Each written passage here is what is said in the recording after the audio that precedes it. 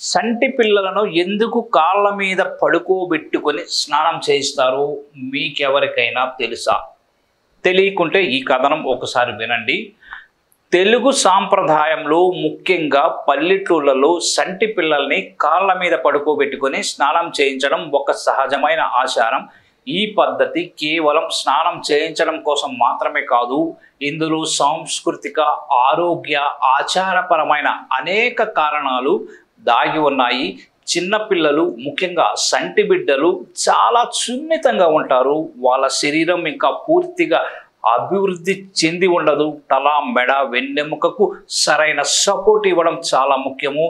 కాళ్ళ మీద పడుకోబెట్టుకొని స్నానం చేయించడం వల్ల తల్లి లేదా సంరక్షకుడు బిడ్డను గట్టిగా జాగ్రత్తగా పట్టుకోగలరు. ఇలా చేయడం వల్ల బిడ్డ జారిపోయే లేదా గాయపడే అవకాశం తక్కువగా ఉంటుంది. అంతేకాదు, ఈ పద్ధతి బిడ్డకి చాలా సౌకర్యంగా కూడా ఉంటుంది. ఇక తల్లి శరీర వెచ్చదనం, స్పర్శ బిడ్డకు భద్రతా భావాన్ని అయితే కలిగిస్తాయి. బిడ్డ తల్లి ఒడిలో ఉన్నట్లు భావిస్తూ ప్రశాంతంగా ఉంటుంది. సాంస్కృతికంగా చూస్తే ఈ ఆచారం తెలుగు కుటుంబాల్లో తరతరాలుగా సంక్రమిస్తూ వస్తుంది. ఇది తల్లి బిడ్డ మధ్య ఒక ప్రత్యేక బంధాన్ని ఏర్పరుస్తుందని నమ్ముతారు. స్నానం చేయించే విషయంలో తల్లి బిడ్డతో మాట్లాడడం, చిన్న చిన్న పాటలు పాడడం, సున్నితంగా మసాజ్ చేయడం వంటివి బిడ్డ మానసిక, శారీరక ఆరోగ్యానికి ఎంతగానో దోహదపడతాయి. ఈ సమయంలో తల్లి స్పర్శ బిడ్డలో ఒత్తిడి తగ్గించి ప్రశాంతతను తెస్తుంది. ఇలాంటి క్షణాలు బిడ్డకు తల్లితో ఉన్న అనుబంధాన్ని మరింత గాఢం కూడా చేస్తాయి. ఆరోగ్యపరంగా కూడా ఈ పద్ధతికి ఎన్నో ప్రయోజనాలు ఉన్నాయి. కాళ్ళ మీద పడుకోబెట్టుకొని స్నానం చేయించడం వల్ల బిడ్డ శరీరంలో రక్త ప్రసరణ బాగుంటుంది. చర్మ సంరక్షణతో పాటు శుభ్రత కోసం సాంప్రదాయంగా వేడి నీళ్లు, వేప ఆకులు, ఆయుర్వేద ఔషధాలు వాడుతారు.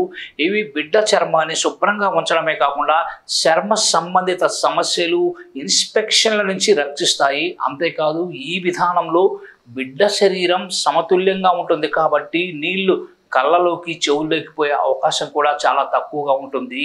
ఈ ఆచారం తల్లి బిడ్డ మధ్య ఒక విడదీయలేని బంధాన్ని ఏర్పరుస్తుంది. బిడ్డ అభివృద్ధిలో ఈ చిన్న చిన్న క్షణాలు చాలా పెద్ద మార్పుని కూడా తీసుకొస్తాయి. పట్టణాల్లో ఆధునికత పెరిగిన పల్లెటూళ్ళలో ఈ అందమైన ఆచారం ఇప్పటికీ సజీవంగా కొనసాగుతుంది. ఇది కేవలం స్నానం చేయించే పద్ధతి మాత్రమే కాదు, తల్లి ప్రేమ, సంరక్షణ, సాంప్రదాయం కలిసిన ఒక అద్భుతమైన అనుభవంగా చెప్పుకోవచ్చు.